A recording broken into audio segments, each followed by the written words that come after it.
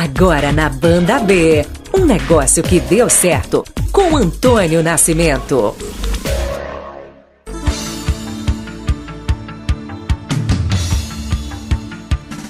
Muito boa tarde a você, meu amigo, a você, minha amiga, ligados aqui na Banda B, você que até agora esteve aí com a turma do rádio, o programa Luiz Carlos Martins. Estamos chegando nesse sábado com um negócio que deu certo. E hoje nós vamos contar a história aqui do Instituto Casa Grande, né? E eu estou aqui com os dois fundadores, né? São dois irmãos, o Renato e o Ronaldo Casagrande. Vamos falar aí a respeito do Instituto e também de um congresso que vai acontecer nos próximos dias aqui em Curitiba, Congresso Internacional de Educação. Ô Renato, seja muito bem-vindo à Banda B, muito obrigado por estar aqui conosco, viu? Obrigado, Toninho, é um prazer enorme estar aqui, é um programa de bastante audiência. A Banda B é, sem dúvida, uma das grandes emissoras que nós temos e é uma honra a gente estar aqui falar um pouquinho sobre a nossa história e de como a gente consegue empreender no Brasil. Tá certo, então, Ronaldo, seja bem-vindo também, viu? Obrigado, Toninho, boa tarde a todos, um bom sábado aí a todos vocês aí que estão nos ouvindo aqui na rádio Banda B. É uma alegria para nós, Toninho, aí, ser convidados aqui para conversar com você. Nos conte, então, a história do Instituto Casa Grande. Como é que começou essa história? Vocês dois são educadores, é isso? Como é que é? Eu sou mais velho que o Ronaldo, eu começo a minha vida, eu me formei para ser administrador de empresas, porque meu pai tinha negócios no interior do Paraná, na cidade de Marmeleiro, no sudoeste, mas a minha mãe era professora e eu desejei ser professor, sempre quis ser professor, aí eu fujo dos conselhos sensatos de ser administrador e vou ser professor, uma carreira que muita gente não recomenda porque acha que a valorização é muito pequena, mas eu mesmo assim teimoso, eu vim para Curitiba e como professor comecei a trabalhar na escola pública, daí fui diretor de escola pública e lá na gestão da escola eu me encontrei e acabei ganhando um prêmio na época, eu tinha 20 e poucos anos, do melhor diretor do estado do Paraná, por ser um menino com uma capacidade de fazer coisas diferentes. Eu nem sabia que era impossível, fui lá e fiz. Fizemos, né, porque foi um grupo. E esse prêmio, eu acho que ele me destacou e me colocou, me abriu possibilidades. E aí eu fui também para a iniciativa privada, fui trabalhar como diretor de escola, colégio, professor, diretor de faculdade, diretor de mantenedor. Então, uma carreira na gestão de escolas e faculdades. Então, uma boa parte da minha vida como executivo na área educacional. E o Ronaldo também é muito parecido, né, Ronaldo? A história eu tive minha formação em engenharia, sou engenheiro eletrônico, né? Sempre segui minha carreira na área da engenharia, mas sempre aplicando na área educacional. E desde que eu me formei, eu já comecei a dar aulas e logo depois eu fui para a gestão. Então, pela minha formação mais analítica da engenharia, me ajudou muito a ir para a gestão educacional. E eu trilhei basicamente toda a minha vida antes de nós abrirmos o Instituto Casa Grande, que esse ano completa 18 anos, eu atuei sempre à frente de instituições de ensino na área de gestão. E como é que essa ideia do Instituto Casa Grande? Ela nasce, nós trabalhávamos juntos numa instituição educacional e a gente via uma necessidade muito grande faltava gestão para as escolas em geral, para as faculdades. Então, é uma carência, até hoje, mas era muito mais. Era uma carência muito grande. E nós conversamos uma vez dessa vontade de empreender, a vontade de extrapolar os muros das empresas que nós trabalhávamos e levar esse conhecimento, levar essa experiência para outros. Então, foi um ato de coragem, porque os dois tinham cargos executivos, tinham uma boa remuneração. Quando você está, de certa maneira, estabilizado, não tínhamos nenhum problema com a empresa, pelo contrário, né, foi difícil sair. Eu demorei 6 meses para poder sair.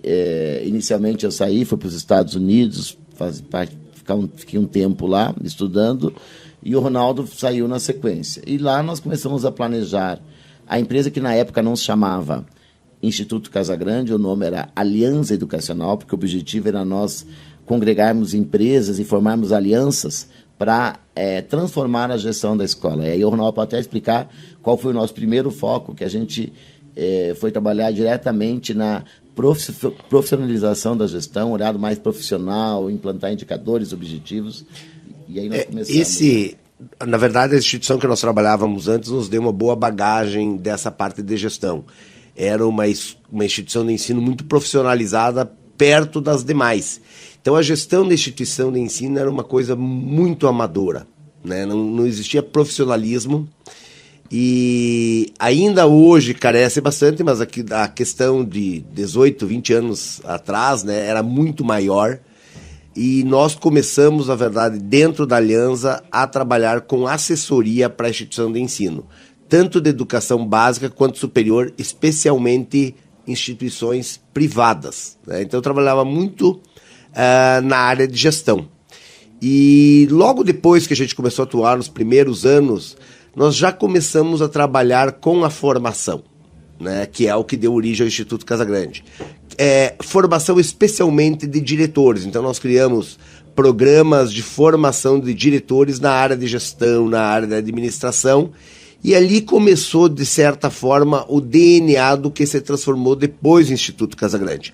Porque a gente começou a trabalhar cada vez mais com a formação e diminuindo um pouco mais a área de assessoria.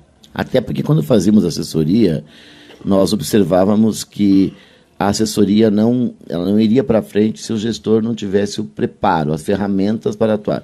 Vamos lembrar que a grande maioria dos gestores de escolas, eles são professores que se formaram em pedagogia, licenciatura, e que não têm preparo, que não foram formados em administração, não têm MBA, até porque durante muito tempo o pessoal condenava a questão de levar a administração para a escola, tinha bastante resistência, porque aquela história, a escola não é uma empresa, mas nós implantamos uma metodologia respeitando as particularidades da escola. Acho que foi o sucesso, é você não levar algo pronto. Nós estudamos, nós dominávamos muito o cenário educacional e nós começamos a desenvolver inicialmente uma metodologia para implantar essa gestão profissional. Em um segundo momento, nós desenvolvemos um programa inédito para formar os gestores com as competências que nós tínhamos feito, um levantamento das competências essenciais e que nós, de certa maneira, gostaríamos, na época, de um programa, e desejamos e desenhamos um programa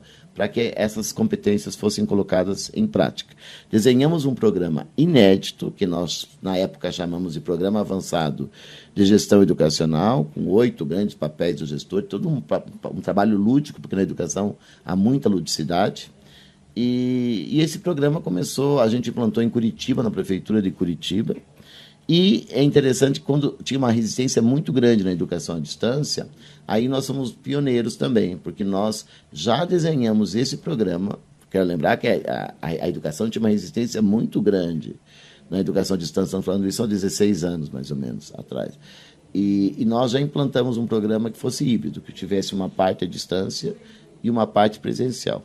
E já ali começamos a rodar esse programa, que começou a fazer um sucesso e a gente passou a viajar pelo Brasil, né, Ronaldo? Com esse programa presencial e híbrido. Hoje, vocês enxergam que na educação, mormente a pública, a gente tem um problema de gestão ainda nas escolas, lá na ponta? Não tenha dúvida, né? Ainda o problema de gestão é muito sério nas escolas públicas e a gente percebe, Toninho, onde tem uma boa gestão, a aprendizagem, ou seja, tudo desencadeia positivamente. Quando você tem uma má gestão, professores estão desestimulados, e aí esse processo vira em cadeia. E lá na ponta, na verdade, você tem um problema de aprendizagem. Então, nós que atuamos no Brasil todo, e nós temos um foco muito, muito grande nessa área, a gente percebe claramente. Onde você tem um diretor engajado, capacitado, você tem uma escola e uma aprendizagem melhor dos alunos. Então, porque hoje o modelo na escola pública, né, a cada final de mandato tem uma nova eleição ali e às vezes é o professor mais carismático, o professor ou a professora, né, que é mais próximo da comunidade ali, que é eleito. E agora, essa pessoa, ela tem, apesar do carisma, ela tem a capacidade de gestão ali né? E agora eu quero perguntar para vocês, aonde que está o problema? Na formação, né, universitária desse professor, na capacitação, na ausência do Estado? Aonde que está o problema na visão de vocês? Você pegou uma questão aí da eleição. Eu fui diretor eleito, então, como eu fui diretor da rede, pública do Paraná, da rede estadual, e fui eleito como diretor, então eu vivi todos os problemas que a gente também vive nos municípios, nós vivemos na escola. As rixas, as brigas, os lados, na campanha, depois quem ganha e quem perde, com uma diferença enorme. Quando um prefeito ganha uma eleição, aquela equipe que não ganha a eleição, ela sai de jogo. Ela vai fazer oposição lá fora. Ela não fica na prefeitura. O prefeito escolhe a equipe que ele confia, que ele negocia. Numa escola, não acontece isso. O diretor perde a eleição e no dia seguinte ele vai trabalhar com o seu concorrente e ele vai trabalhar com o seu cabo eleitoral e com aqueles que fizeram campanha contra. Inclusive em cargos de gestão. Porque o coordenador, que seria os cargos de liderança, não são cargos escolhidos pelo diretor, são concursados. Então, às vezes, o teu coordenador direto foi o teu concorrente. Então, essa rixa, ela faz muito mal para a escola. Ou seja, o ambiente fica muito hostil, fica muito pesado. Então, a eleição, como você perguntou, ela tem prós e contras. Qual que é o pró? É uma gestão democrática, o pai pode participar, a escola é da comunidade. Então, é importante que o pai participe, que o pai opine, que o pai possa escolher esse diretor. Mas nós não podemos ficar restritos neste modelo. Primeiro, é preciso que o diretor tenha, esse candidato tenha uma formação e passe por algum tipo de avaliação. Eu estou apto. O que você falou, Toninho, que acaba sendo eleito, às vezes, o mais simpático, que faz a melhor campanha, e não é, às vezes, o melhor candidato. Então, nós temos muitos diretores que se elegem, ficam anos se reelegendo e, infelizmente, não são bons diretores de escolas. Por quê? Porque apenas se vê o enfoque de uma liderança, de uma capacidade de comunicação, mas a capacidade metodológica de fazer gestão, ele não possui e muitas vezes não se desenvolve, não tem interesse. Quando você perguntou também sobre qual o grande problema do governo, o problema é, primeiro, você ter programas que realmente preparem esse gestor. Ainda nós encontramos pouco investimento nisso. E segundo, nós temos que ter avaliações da escola com relação à gestão, com algumas metas, e o diretor que não der conta, como nos Estados Unidos, não permanece. Lá, por favor, Ronaldo. Pegando ainda carona no que você fez, a tua pergunta, a gente trabalha muito bem, Toninho, esses aspectos que muitas vezes aparecem entrelaçado, que é a liderança e a gestão, né? Então, aquilo que você falou, a liderança muitas vezes é nata, né, de um professor, e a gente percebe muitos professores, especialmente de educação física, que tem isso, essa questão do bom relacionamento, são pessoas mais extrovertidas, e isso faz com que eles cheguem a serem diretores, né? Então, pela sua liderança. Mas a hora que eles sentam na cadeira, a liderança continua sendo importante, mas entra também em jogo uma outra importância muito grande, que é a gestão.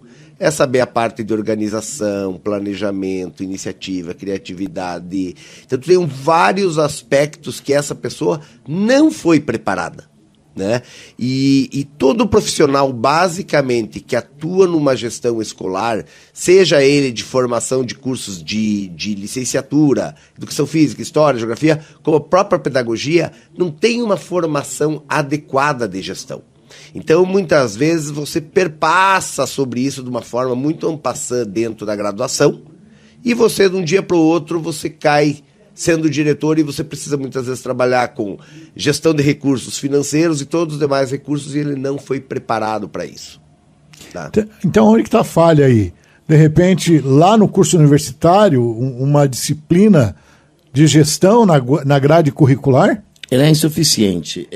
Já foi tentado, porque você veja bem que um curso de gestão, um administrador fica 4 anos fazendo um curso, depois faz as especializações.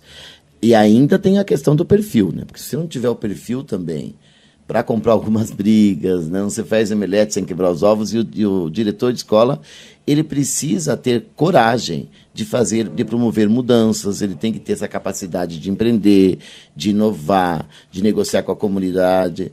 E se ele não tiver essa capacidade de fazer essa mobilização, vai ser muito difícil ele simplesmente fazendo um curso de gestão, ele conseguir dar conta. Então tem que ver muito também a aptidão dele, se ele se vê em condições. Porque a remuneração do diretor de uma escola é meio ridícula. O professor ganha mal, o diretor ganha um pouquinho menos mal. Menos mal, mas não é algo que incentive. Nem se compara, por exemplo, com os salários que os executivos... Por que um executivo de uma empresa ganha mais que os seus funcionários? Só por status?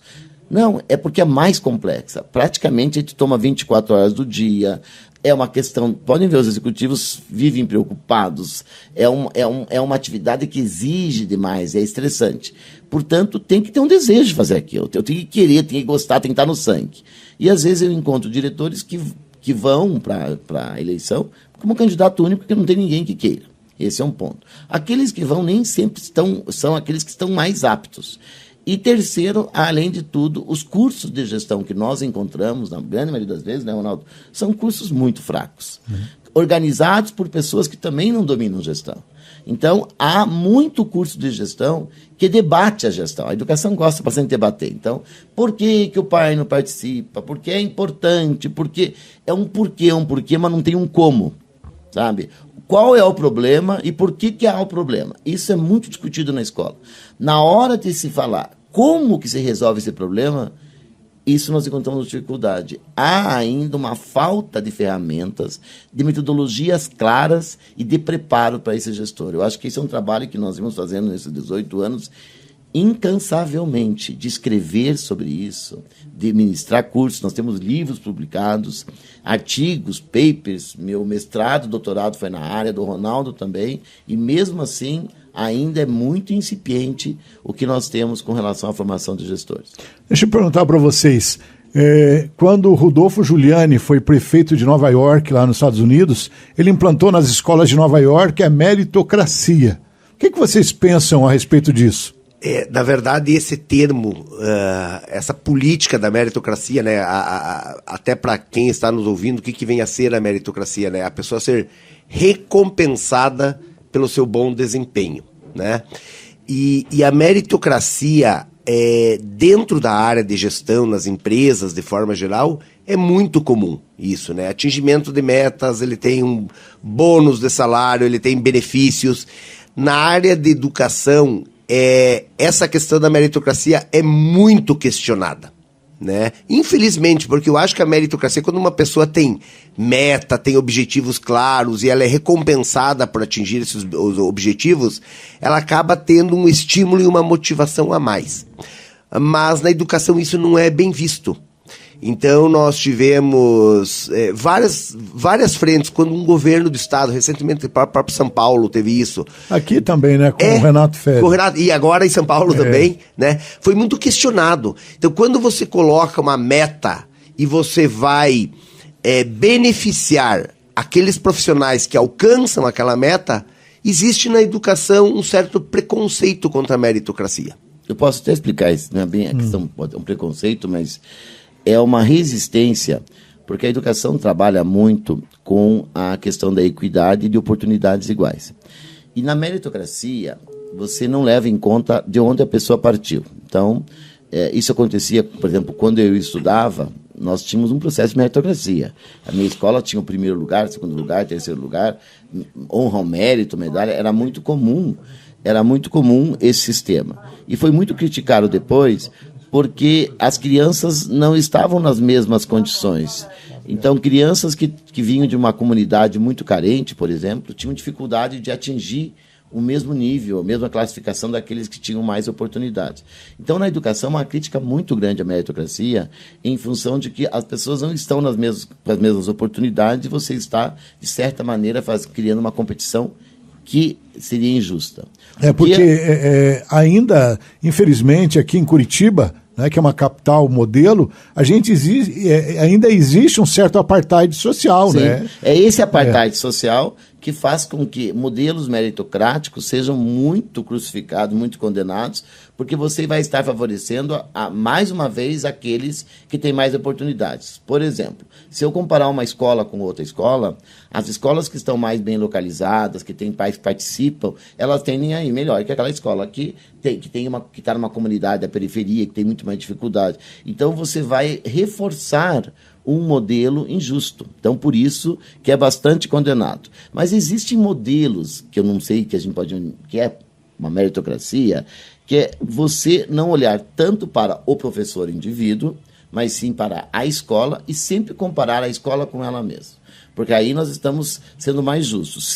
Se uma escola tem o IDEB, que é o Índice de Desenvolvimento de Educação Básica, que é o que mede hoje as escolas. Cada escola pública, a particular não tem um específico, mas cada escola pública tem um indicador. Uma nota, 4.7, 4.9, 5 ponto alguma coisa. Você comparar uma escola com a outra escola, de certa maneira, há uma injustiça, porque as escolas, mesmo que elas recebam, às vezes, recursos iguais do governo, proporcional ao número de alunos, nós temos uma dificuldade de localização, de condições sociais. Então, não é às vezes, o professor que escolhe, os professores que têm uma titulação melhor escolhem trabalhar numa escola que está mais bem localizada. Então, há muitas injustiças no meio. Mas se você fizer a escola para com ela mesma, então, a escola tirou 4.8 e ela vai conquistar o mérito de aumentar 20% a partir da sua nota, isso sim é válido, e o governo federal tem incentivado, até na hora de distribuir verbas, de que escolas, na verdade, melhorem esse IDEB para conquistar melhores resultados. Então, a meritocracia, quando se fala da questão mais coletiva, sim. Quando fala da questão individual de cada professor, que é o que acontece em São Paulo, isso é muito criticado, principalmente pelos sindicatos dos professores. Agora, já vamos falar um pouquinho mais do Instituto, né? Mas ainda nessa esteira, queria perguntar para você, como é que vocês, diante desta desigualdade social que a gente tem, né, da periferia, dos bairros tidos como classe A, B, e mesmo o ensino particular, o ensino público, essa diferença que há, como é que vocês enxergam o modelo do vestibular? É um modelo justo ou não? Na verdade, hoje o vestibular tem mudado muito, né? E de forma geral, hoje, uma coisa que é importante se destacar, primeiro, nas escolas privadas, tirando a questão da medicina, basicamente, o vestibular é praticamente o que a gente chama de proforma, porque todo mundo consegue entrar hoje, ou seja, a oferta de vagas que existe nas instituições privadas é muito grande perto da procura. Mesmo medicina, que já foi um curso tão procurado, hoje já não é mais tão difícil você passar numa escola privada. Claro que aí você vai falar de uma instituição privada. Aí é lógico que você vai falar, mas é porque é privada, e realmente isso peneira muito, né? Mas mesmo na área pública tem caído muito, na verdade, a procura. Então, antigamente, qualquer curso que você fosse procurar, você tinha uma concorrência de 10, 15, 20 para 1. Hoje, muitos cursos de universidades públicas sobram vagas, né? Então, isso ficou um pouco de mito, a questão do vestibular, aquela coisa de ter que se preparar para o vestibular e tudo mais. Então, isso caiu um pouco por terra, até porque hoje o Enem, que é o Exame Nacional do Ensino Médio, de certa forma, acaba substituindo um pouco o vestibular, e também o próprio vestibular é muito questionado, né? Sempre foi por quem é da área de educação, porque efetivamente é uma peneira que você passava que de fato não servia para mensurar se é o melhor ou o pior aluno. Servia para identificar aqueles alunos que tinham maior capacidade de memorização, né?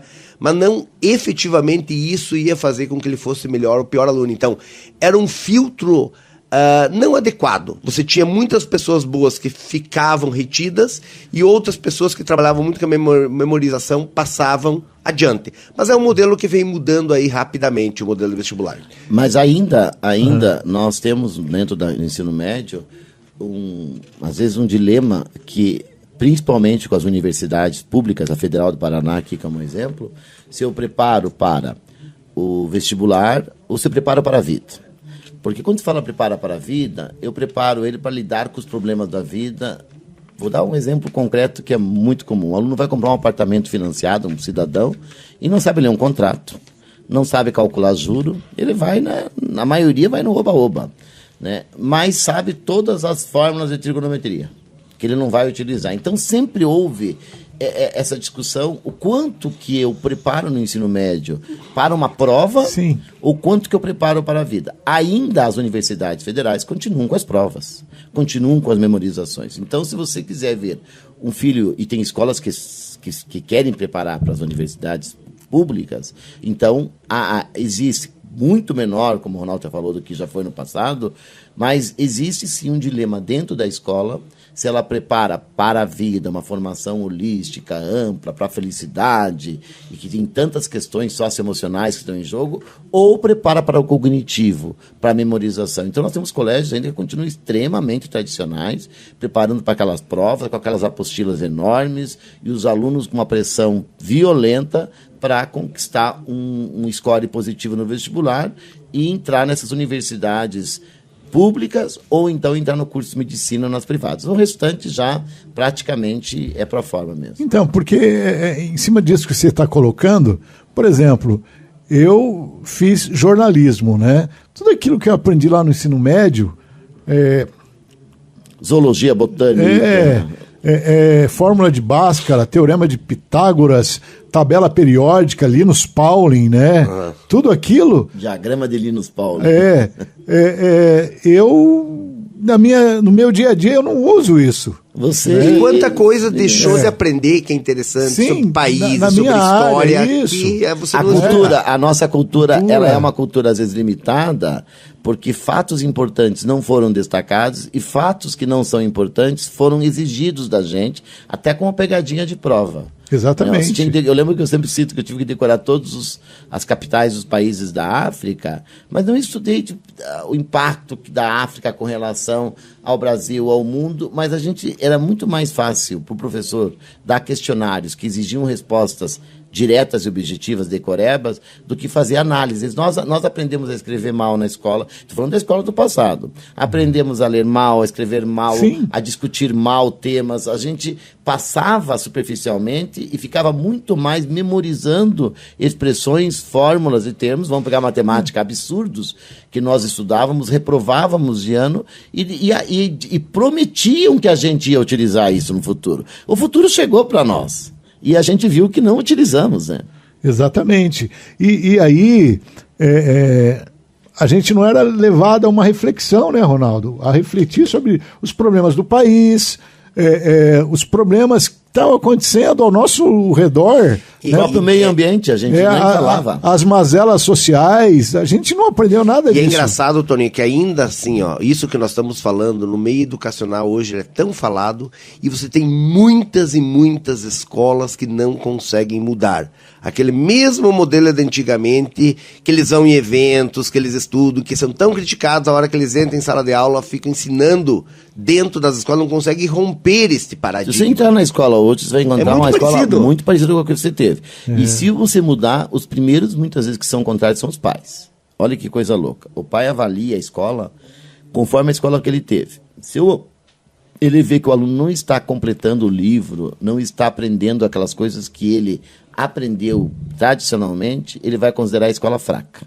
Porque escola forte ainda é uma escola que dá bastante conteúdo, que exige nas provas, que o aluno precisa estudar bastante aquilo para mostrar que ele sabe. Se ele vai esquecer depois, esse é um outro problema. É importante que na escola cobre bastante. Por exemplo, no nosso tempo, né, a gente via num regime militar, então a gente tinha educação moral e cívica, o SPB, né? Então era a Universidade EPB, que é Estudo dos Problemas Brasileiros. Então, e aí, rapaz, muitas coisas eram assim pinceladas, né? Que você não entrava no âmago da questão para ter um conhecimento maior, né? Eu sou um cara que gosto muito de ler e história e todas essas coisas. Rapaz, né? No colégio era era questionário, prova, questionário, prova, questionário, prova. E aí, o que o aluno aprende, né? A capacidade de reflexão do aluno. E veja bem, você tocou alguns pontos que são hoje, você analisando, fundamentais, né? Você estudar a organização, o SPB, a Organização Social dos Problemas Brasileiros, né? Todas as questões são questões extremamente importantes, mas que também eram mal trabalhadas. É aquilo que você falou, era um questionário com perguntas e respostas, e não se tinha uma reflexão. Porque era tratado de uma forma ideológica. Né? E aí foi na época, inclusive foram tiradas as disciplinas, porque eram consideradas da ditadura. Exatamente. Pelos militares, que é aquele modelo, e daí foram retiradas. Por exemplo, a educação moral e cívica, ela faz falta no sentido de que a gente tinha um preparo de civismo, porque antigamente nós tínhamos 4 grandes instituições que praticamente se encarregavam da formação. A religião, a sociedade, a escola e a família. E cada um tinha um papel bem definido, né? Você pegava, por exemplo, a sociedade, era uma referência. Desde uma novela que você assistia, o vilão aprontava a novela inteira, no final da novela ele era morto, era preso. Eram lições que eram dadas.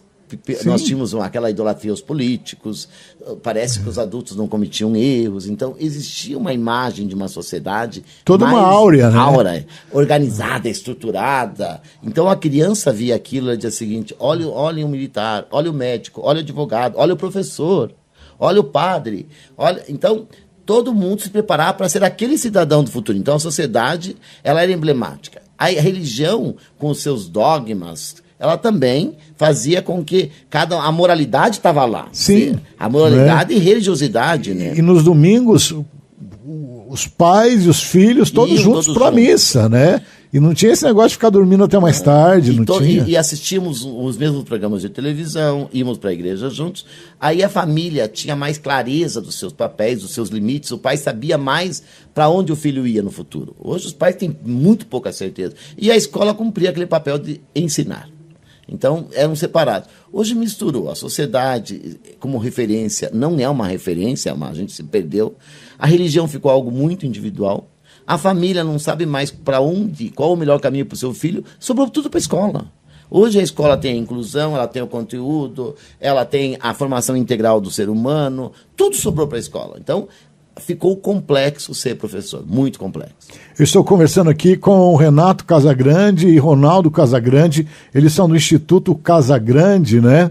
Vamos falar um pouquinho do Instituto agora, né? A gente aqui deu uma viajada aí, né? Divagou um pouco, mas em coisas importantes, pertinentes, né? À educação brasileira. E o Instituto, vocês prestam consultorias, oferecem cursos para os educadores. Como é que é esse trabalho do Instituto? Toninho, só pegando o que nós estávamos falando da aliança antes, né? Que a gente começou trabalhando com assessoria para instituição de ensino, e depois caminhou mais para a formação. E nós já começamos dentro da formação, o Renato citou um grande programa que nós tínhamos formação de diretores, mas nós tínhamos outros programas que nós já tínhamos uma pegada digital também, né? Quando na educação isso não era tão comum. E quando veio a pandemia, o Instituto Casagrande teve uma grande virada. Na verdade, o Instituto, como Instituto, surgiu bem um pouco antes da pandemia. E quando veio a pandemia, nós começamos a trabalhar, vocês vão lembrar todos que tinham, todo mundo em casa tinha aquelas lives, o tempo todo, live de música, live disso, e nós começamos a trabalhar com isso, sendo uma das primeiras instituições, porque a gente, como eu falei, nós já tínhamos essa pegada um pouco digital, então para nós já não era um mundo tão distante, até porque eu tinha formação em engenharia eletrônica, então eu tinha uma facilidade também para lidar com isso. E nós começamos, logo no início da pandemia, começou em março a pandemia, ali março, abril, nós começamos a trabalhar com lives, pequenos eventos, até que nós fizemos um evento em julho de 2020, que foi o Congresso Internacional Um Novo Tempo na Educação, que deu 150 mil pessoas, né? Então foi considerado, na ocasião, o maior evento educacional do mundo. Pegou o Brasil inteiro, foi um evento que era gratuito, e mais 10 países. Então ali foi um momento de virada para o Instituto Casagrande. Foi uma explosão, né? Assim, em questão de 2, 3 dias explodiu tudo, porque a gente não imaginava fazer um evento para 6, 7 mil pessoas. e deu esse boom. E aí, até então, o Instituto Casagrande, nós atendíamos muito os professores, diretores, mas sempre com contratação via pessoa jurídica. Nós não atendíamos diretamente, não tinha programa diretamente para o professor ou diretamente para o gestor, né? Sempre a nossa contratação foi por meio de rede de escolas ou secretarias de educação. E a partir daí o Instituto começou a atender diretamente o educador, né? E aquele momento das lives, com o tempo foi passando a pandemia, foi caindo, o Instituto não. O Instituto ele conseguiu, na verdade, se firmar, e hoje o Instituto continua muito forte. Todo mês a gente tem evento, essa semana o Instituto tem evento, então o Instituto sempre vem realizando evento para educadores e grandes eventos, sempre para milhares de educadores. E eventos, reforçando que os eventos nossos são sempre mensais, esses grandes eventos continuam sendo gratuitos. Nós temos cursos pagos, mas nós ofertamos todo mês um evento gratuito, a gente convida a comunidade para assistir, porque tem muitos eventos para pais. E qual que é o canal no YouTube? Se o pessoal entrar, pode ser no nosso canal do YouTube. Hoje o nosso canal do YouTube é chamado TV Casagrande Educação. Ou se não entrar Instituto no nosso... Casagrande já localiza. No site também, entrar em institutocasagrande.com, que é o nosso site. Ali a pessoa consegue se vincular a uma comunidade de WhatsApp. Nós temos hoje 150 mil pessoas no WhatsApp. E porque toda a comunicação dos eventos, quando que vai acontecer e tudo mais, a gente comunica por ali. Então é um canal que hoje a gente sabe que o WhatsApp é tão prático, né? Então a pessoa pode se vincular gratuitamente ao nosso canal do WhatsApp e ser comunicado de tudo que está acontecendo. E como o Renato falou, nós temos muitos eventos, tem muito para educador, mas muito para pais também. A inclusão agora, que é muito forte, né? Na semana nós temos um evento... Por exemplo, essa semana, quarta-feira agora, nós vamos ter um evento que é sobre dislexia, descalculia, ou seja, então a gente trabalha muito hoje com a questão da inclusão, que é um problema sério que as escolas ainda não sabem bem como lidar, né? Porque há um tempo atrás nós tínhamos uma pessoa que era diagnosticada com um transtorno ou alguma coisa, e aquela pessoa que estava num outro ponto, ou seja, ela claramente ela se identificava que ela tinha uma determinada deficiência, um determinado transtorno. Hoje se sabe que muitas vezes uma pessoa que tem que não é, porque hoje é aquilo que a gente fala, né, Tony? Ninguém é 100% normal, né? E hoje a escola, hoje a medicina, a psicologia consegue identificar. Então é o exemplo do TDAH, que antes aquela criança lá que era um pouco dispersa na escola, o pai falava, isso aí é preguiçoso, né? E hoje sabe-se que não é uma questão da vontade da criança, ele se dispersa. E hoje sabe-se que isso não é uma questão que a pessoa é preguiçosa ou ela não quer. É um problema que ela se dispersa. A mesma coisa com o espectro autista. Eu tenho amigos adultos que se descobriram autistas agora. Então tem muitos pais que têm filhos que têm autismo e que nem percebem o que estão percebendo agora, que não sabem como lidar. E nós trazemos no Instituto grandes especialistas, esse é um diferencial nosso. Nosso canal, a gente consegue trazer os melhores do Brasil, os papas sobre o assunto, tanto no meio educacional, como no meio científico, na área médica, na área artística. Quem abriu o nosso congresso, para ter uma ideia, há 4 anos, foi o Ivan Lins, com a música Novo Tempo, que a gente estava muito naquele momento, Novo Normal, e a gente conseguiu trazer o Ivan Lins para abrir o nosso congresso. Então, o Instituto hoje, por ser considerada a maior comunidade de educadores do Brasil, nós temos hoje 1 milhão na nossa comunidade. O Ronaldo falou 150 mil no WhatsApp, nós temos uma comunidade maior, que é de 1 milhão de educadores. A gente traz as referências, aqueles que realmente têm muito a contribuir e dentro de um espectro muito específico que permite que o pai entenda de uma linguagem acessível. Portanto, a gente deixa sempre o convite aí para professores, para pais, e quem se interessa em temas da educação. A gente trabalha com educação infantil com crianças, com a questão da leitura, com a questão da ludicidade, a questão das provas, das avaliações, enfim, todos os assuntos pertinentes à educação. E também nosso canal do YouTube, ele é um canal de educação para a sociedade. Educação tem todos, porque a gente pode tratar a educação só como escola, mas não, nós todos hoje temos educação para toda a vida, Todo mundo não para mais de estudar. E quando diz não para mais de estudar, não tem que fazer pós-graduação uma atrás da outra. Mas tem que estar estudando, antenado com as coisas que estão mudando aí. Que a rádio faz muito bem isso também. Tá certo. E agora vocês estão lançando a Associação Professora Amélia Casagrande. Né? Como é que é esse projeto? Exatamente. A Amélia Casagrande era nossa mãe, educadora, inspiradora. E esse ano o Instituto Casagrande faz 18 anos, não como instituto, começou como aliança, depois virou Instituto Casagrande. E esse ano, Toninho, como nós falamos que em 2020 nós fizemos o Congresso Internacional Um Novo Tempo na Educação. Foi em julho de 2020. 21, nós fizemos a segunda edição também online, porque vamos lembrar que ainda nós estávamos na pandemia. Em 22, nós fizemos a terceira edição, aí foi misto, teve o online, teve presencial. O ano passado foi a quarta edição. E esse ano, nós vamos fazer a quinta edição desse Congresso Internacional Um Novo Tempo na Educação, que começou lá em 2020. Esse congresso ele vai acontecer presencialmente em Curitiba, nos dias 5, 6 e 7 de junho, agora aqui na sequência, que vem pessoas de todo o Brasil. E também já a partir de terça-feira, no dia 4, nós começamos com o congresso online, então, que é gratuito. Então, pessoas aí de todo o Brasil, né, poderão, então, você que está nos ouvindo e quer participar desse congresso online, é gratuito, basta fazer a inscrição no nosso site, institutocasagrande.com, que começa agora terça-feira, dia 4, 5, 6 e 7, nós estamos trazendo as maiores personalidades educacionais do Brasil e do exterior. Nós vamos ter aqui o Antônio Novo, que é um grande nome da educação mundial, que vai estar presencialmente conosco aqui, e também quem vai estar de casa poderá assistir.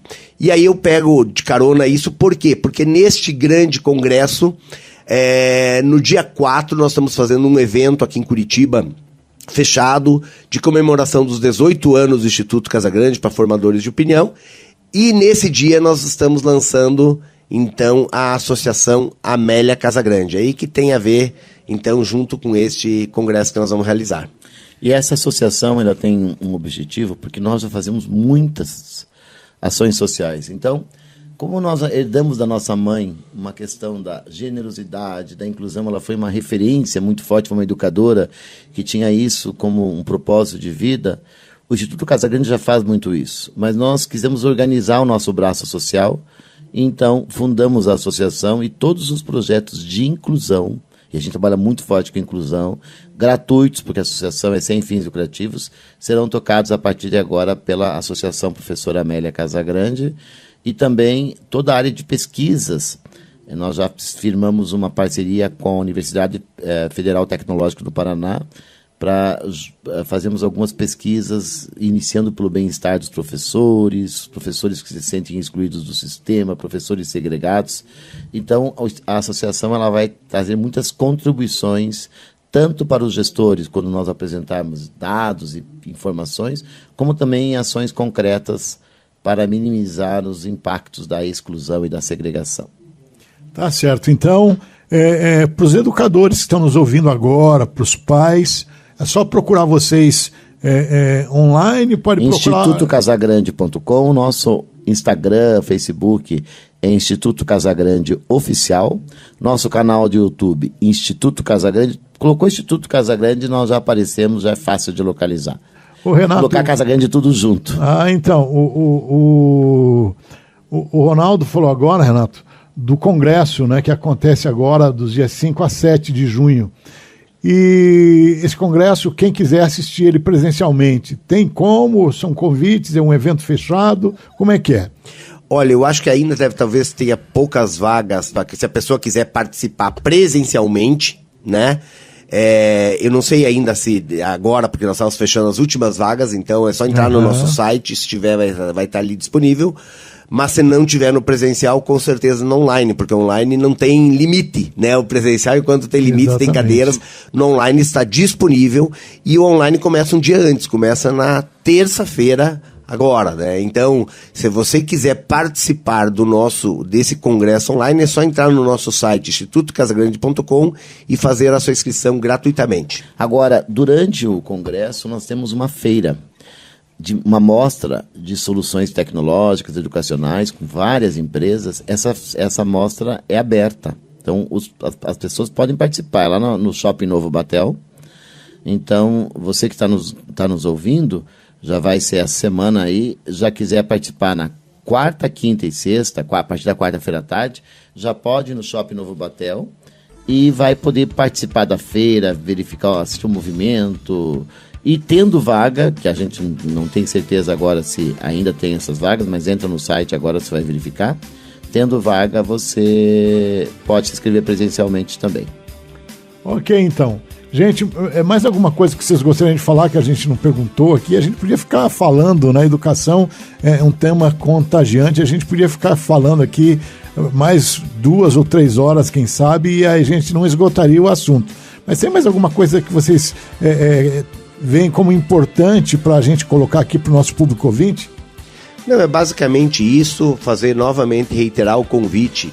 Se você é educador, ou mesmo não sendo educador, é pai, entre no site do Instituto Casagrande, siga o Instituto Casagrande, que como assim, você vai ter no Instituto um grande parceiro de formação.